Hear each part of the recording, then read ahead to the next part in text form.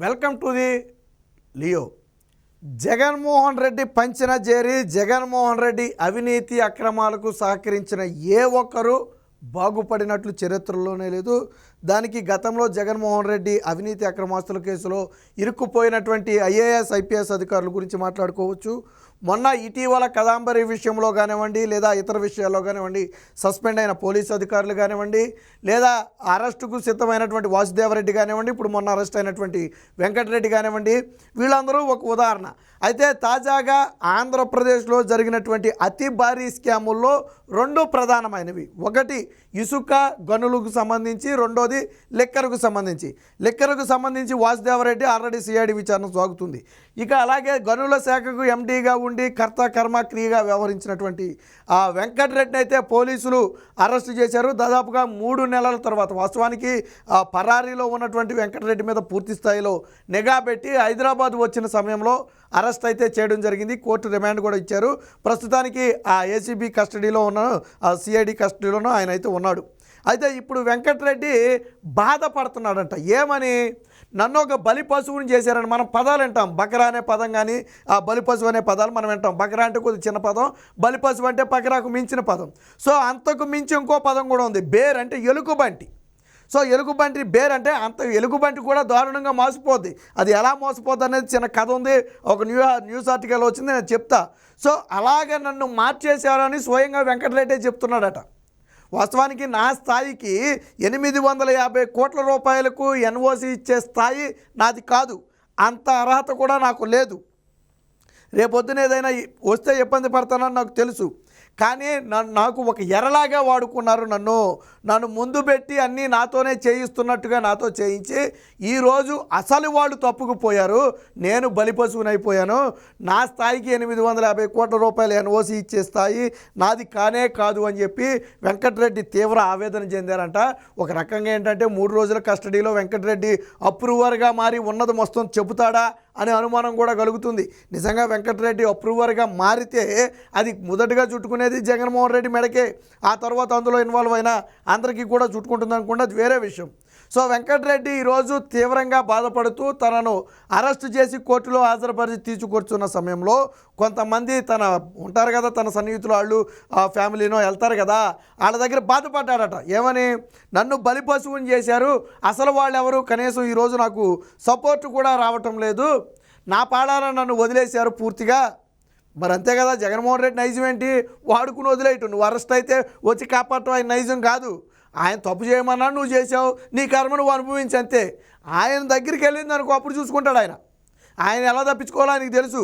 బెంగళూరులో మకాం పెట్టింది ఎందుకు? ఊతిలో పెట్టాడు బెంగళూరులో మకాం. ఎందుకు పెట్టాడు? ఇలాంటి కేసుల నుంచి ఎలా తప్పించుకోవాలి, ఎలా నాకు సంబంధం లేదని చెప్పాలి. దానికోసమే కదా జగన్మోహన్ రెడ్డి బెంగళూరులో ఉంటున్నాడు, ఇక్కడ రాకుండా ఆంధ్రాలోకి. సరే, అదంతా వేరే విషయం. కానీ ఈరోజు వెంకటరెడ్డి ఒక్కడే కాదు, రేపటి రోజున ఇలాంటి అధికారులు, ఇప్పుడు ఐపీఎస్ అధికారులు ఉన్నారు, వాళ్ళు కూడా అదే బాధపడుతున్నారట. ఆ రోజు కదాంబరి వ్యవహారంలో ఫర్ ఎగ్జాంపుల్ 3 ఐపీఎస్లు సస్పెండ్ అయ్యారు జత్వానీ కేసులో, వాళ్ళు కూడా అదే బాధపడుతున్నారంట. ఆ రోజు అసలు మేమెందుకు చేయాలి ఇది, మేమెందుకు నెత్తినేసుకోవాలి, అసలు వాళ్ళు బాగానే ఉన్నారు, మేము బలైపోయాం, మా ఐపీఎస్ అంటే చిన్న విషయమా, మామూలు విషయమా అఖిల భారత సర్వీస్ అధికారులకి. సో మేము ఈరోజు నేషనల్ వైడ్ అబాసు పాలయ్యాం, మా కెరీర్కి కూడా ఇది తీవ్ర నష్టం జరుగుద్ది అని చెప్పి వాళ్ళు బాధపడుతున్నారంట. సో జగన్మోహన్ రెడ్డి జమానాలో ఆయనకి సహకరించిన అందరూ కూడా బాధపడాలి. పోనీ వీళ్ళు ఏమైనా లాభం పొందారా అంటే తులమో పొలమో పొందుంటారు తప్ప పెద్దగా వీళ్ళకి ఒరిగేది కూడా ఏముండదు. ఎందుకంటే మొత్తం కూడా వెళ్ళాల్సిన చోటుకి వెళ్ళొద్దే, వీళ్ళే దాన్ని పంపుతారు. ఆ రోజు ఏమన్నా రూపాయి 10 రూపాయి వస్తే వచ్చి ఉండొచ్చు. సో దీనికి సంబంధించి వెంకటరెడ్డి ఎలా బాధపడుతున్నాడు, ఏమంటున్నాడు అనే దానికి సంబంధించి ఒక కథనం అయితే వచ్చింది, ఒకసారి చూద్దాం. గనుల గనుడు బేర్ బలైపోయానని వాపోతున్న ఆ గనుల వెంకటరెడ్డి బేసిక్గా ఈ బేర్ అనే పదాన్ని అంటే మీకు దాని కథ మీకు తెలిసి ఉండదు. ఇక్కడ చూడండి, బకరా అనేది బాగా విన్న పదం, బలిపశువు అంటే బకరా కంటే కొద్దిగా ఎక్కువ స్థాయి. పోలార్ బేర్ అంటే ధ్రువపు ఎలుగుబంటి అని దాని అర్థం. పోలార్ బేర్ అంటే ధ్రువపు ఎలుగుబంటి అని అర్థం. బకరా బలి పశువుకు మించిన బాధితుడు ఎవరైనా ఉంటే వారిని పోలార్ బేర్తో పోల్చవచ్చు. ఇప్పుడు ఈ పదాన్ని ఎవరు వాడారంటే వెంకటరెడ్డే వాడాడు. ఈ బేర్ అనే పదాన్ని ఎవరు వాడారు అంటే వెంకటరెడ్డే వాడాడు. ఇది ఎవరో చెప్పిన మాట కాదు, ఏసీబీ అరెస్టు చేసినటువంటి గనుడు వెంకటరెడ్డి ఇప్పుడు ఇలా వాపోతున్నారట. వైసీపీ పెద్దలు తనను పోలార్ బేర్లా మార్చేశారని ఎరవేసి వాడుకున్నారని చెప్పి ఆక్రోశిస్తున్నాడట. సో ఏంటి ఈ పోలార్ బేర్ అంటే ఒకటి చూడండి, ఇక్కడ ధ్రువపు ఎలుగుబంటికి రక్తం అంటే ఇష్టం. ఎస్కిమోలు అంటే తెలుసు కదా మనకి, మంచు మీద అది బళ్ళు వేసుకునేది వెళ్తుంటారు వాళ్ళు, అంటే వేటాడేవాళ్ళు ఒక రకంగా. సో ఎస్కిమోలకి ఏంటంటే ధ్రువపు ఎలుగుబంటి అంటే ఇష్టం. ఎలుగుబంటికి ఏమో రక్తం ఇష్టం, ఎస్కిమోలకేమో ధ్రువపు ఎలుగుబంటి అంటే ఇష్టం. అందుకు 350 నుంచి 400 కిలోల బరువు ఉండేటువంటి ఈ జీవిని, కిలోల టన్నుల బరువు ఉండే ఆ జీవిని వేటాడటం అంత సులభం కాదు. అందుకే వేటగాళ్ళు ఏం చేస్తారంటే రక్తం పూసిన పదునైన కత్తులను వెళ్ళే దారిలో ఏర్పాటు చేస్తారు. ఎలుగుబంటికి రక్తం కోసం కత్తిని నాకుతాయి, దాంతో నాలిక తెగి నెత్తిని దార కడుతుంది, తన నెత్తురు తానే జుర్రుకుంటూ చివరికి సొమ్మసిల్లి పడిపోతుంది. సో వేశారు. ఎర అంటే చూడండి ఎలా వేశారంటే ఎలుగుబంటిని పట్టడం కోసం, దానికి రక్తం అంటే ఇష్టమని తెలుసు, అందుకని ఏం చేశారు, పదునైన కత్తులకు రక్తం రాసి అక్కడ పెడితే ఎలుగుబంటి ఏం చేద్దంటే ఆ రక్తాన్ని నాకడానికి వస్తుంది. నాకినప్పుడు ఆ పదునైన కత్తులతో ఏమవుతుంది, ఎలుగుబంటి నాలిక తెగిపోద్ది. తెగినప్పుడు ఏమవుద్ది, రక్తం కారిపోతుంటుంది. ఎలుగుబంటి ఏం చేద్దంటే తన రక్తాన్ని తానే జురుకుంటుంటుందట. కారేది తన రక్తం అని కూడా తెలియదేమో, రక్తం కనపడితే ఏమవుద్ది, ఎలుగుబంటి జుర్రేస్తుంది. అలా జురుకుంటూ చివరికి ఏమవుద్ది, రక్తం కారిపోయి సొమ్మసిల్లి పడిపోద్ది. అప్పుడు ఈ ఎస్కిమోలు వెళ్ళి దాన్ని ఈజీగా పట్టుకుని తీసుకొస్తారు. సో ఇదొక పక్కాగా ప్రీప్లానెడ్ వ్యవహారం అట.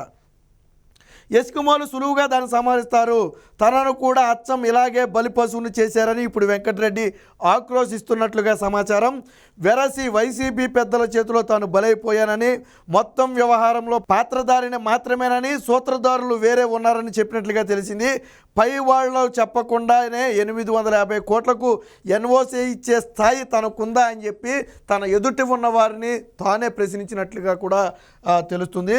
సో డిప్యూటేషన్పై వచ్చి పోలార్ బేర్లా ఇరుక్కుపోయా, 850 కోట్లకు ఎన్ఓసి ఇచ్చే స్థాయి నాకుందా, సూత్రధారులు వేరే ఉన్నారని పరోక్షంగా వెల్లడి. నేటి నుంచి 3 రోజులు ఏసీబీ కస్టడీకి. చేతులు మారిన సొమ్ములో ఎవరి వాటా ఎంత, ఎవరి ఆదేశాల మేరకు ఇసుకలో ఒప్పందం జరిగింది, ఎవరు చెప్పారని ఎన్ఓసి ఇచ్చారు వంటి కీలక ప్రశ్నలు అయితే ఏసీబీ సిద్ధం చేసింది.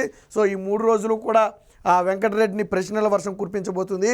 అయితే ఈ సమయంలోనే వెంకటరెడ్డి అప్రూవర్గా మారే అవకాశం ఉందని తన మాటలను బట్టి అర్థమవుతుంది. ఎందుకంటే నేను బలిపశువుని అయిపోయాను, కేవలం నేను పాత్రధారిని మాత్రమే, అంటే వాళ్ళు చెప్పింది చేసిన వ్యక్తిని మాత్రమే, కానీ దీని కర్త కర్మ క్రియా సూత్రధారులు వేరే ఉన్నారు, తెర వెనక ఉండి నడిపించారు. సో వాళ్ళంతా సేఫ్గానే ఉన్నారు, నేను దొరికిపోయా అని తాను ఆవేదన చెందుతున్నాడు. అంటే ఇప్పుడు ఎవరు చేయమంటే చేశారు, ఎవరెవరికి ఎంత వాటా వెళ్ళింది, ఎలాంటి లొసుకులను ఉపయోగించుకున్నారు, దీనిలో రాజకీయంగా ఎవరెవరు ఇన్వాల్వ్ అయి ఉన్నారు, ఇలాంటి అనేక విషయాలను ఇప్పుడు ఏసీబీ రాబట్టే ప్రయత్నం చేస్తుంది. అలాగన రాబడితే మొదటగా దొరికిపోయేది జగన్మోహన్ రెడ్డి. ఎందుకనంటే తెర వెనక ఎంతమంది ఉన్నా పెద్ద తలకాయ జగన్మోహన్ రెడ్డి తలకాయ. ఎందుకంటే ఇదేమీ 1.5 కోటి వ్యవహారం కాదు, 1000 కోట్ల వ్యవహారం. మొత్తం కూడా తాడేపల్లి ప్యాలెస్కు చేరింది అనేది ప్రధాన ఆరోపణ. మీకు గుర్తుందో లేదో, చంద్రబాబు గారు కూడా ఎన్నికలకు కొద్ది రోజుల ముందు, ఆయన అరెస్ట్ అవ్వడానికి కొద్ది రోజుల ముందు 40,000 కోట్ల రూపాయలు ఇసుకలో స్కామ్ జరిగిందని చెప్పి ఆరోపణలు కూడా చేశారు. సరే, అంత జరిగిందా లేదా అనేది ఇప్పుడు అధికారులు తేల్చాలి, అది వేరే విషయం. అంటే అంత భారీ స్థాయిలో స్కామ్ జరగడానికి అవకాశం ఉన్నటువంటి అంశం. టెండర్లన్నీ కూడా వాళ్ళకి కావాల్సిన వాళ్ళకి ఇచ్చుకున్నారు. నిబంధనలు అంటే వారు టెండర్ పడటానికి అర్హత లేకపోయినా నిబంధనలు మార్చి వారికి అర్హత కల్పించారు. తర్వాత ఖజానాకు పోని ఒప్పందం చేసుకున్న సొమ్ములు మొత్తం ఖజానాకు రాబట్టారా అంటే అక్కడ కూడా మోసమే. ఫర్ ఎగ్జాంపుల్ జేపీ వెంచర్స్ ఉంది, దాంతో ఏడాదికి 2 ఏళ్లకు ఒక 2,500 కోట్ల రూపాయలకు ప్రభుత్వం ఒప్పందం చేసుకుని కాంట్రాక్ట్ ఇచ్చిందనుకోండి, ఆడు తిరిగి ఇచ్చింది 1000 కోట్లు కూడా ఉండదు. మిగిలింది ఈ సొమ్ము ఎందుకు ఇవ్వలేదురా నాయన అంటే, నేను జగనన్న కాలనీలకు ఇసుకిచ్చా, లేదా నేను నాడు నేడు పనులకు ఇసుకిచ్చా, లేదా ప్రభుత్వ కార్యాలయ నిర్మాణానికి నేను ఇసుకిచ్చా, ఆ ఇసుక్కి 1,500 కోట్లు అయింది, నేను మిగిలింది నేను ఇచ్చా. ఇలాగ అంటే అసలు సొమ్ము కూడా ఖజానాకు రాల. ఈ విధంగా జగన్మోహన్ రెడ్డి భారీ అవినీతికి పాల్పడ్డాడు. అయితే దీనికి అన్ని అనుమతులు ఇచ్చినటువంటి వ్యక్తి వెంకటరెడ్డి. ఇప్పుడు చెప్తున్నాడు చూడండి, 850 కోట్ల రూపాయలకి ఎన్ఓసి ఇచ్చే స్థాయి నాది కాదు. అది ఎంత పెద్ద ఇదో నాకు తెలుసు. అదేమో 5 కోట్లు 10 కోట్లు 20 కోట్లు 100 కోట్లు కూడా కాదు, 850 కోట్ల రూపాయలు.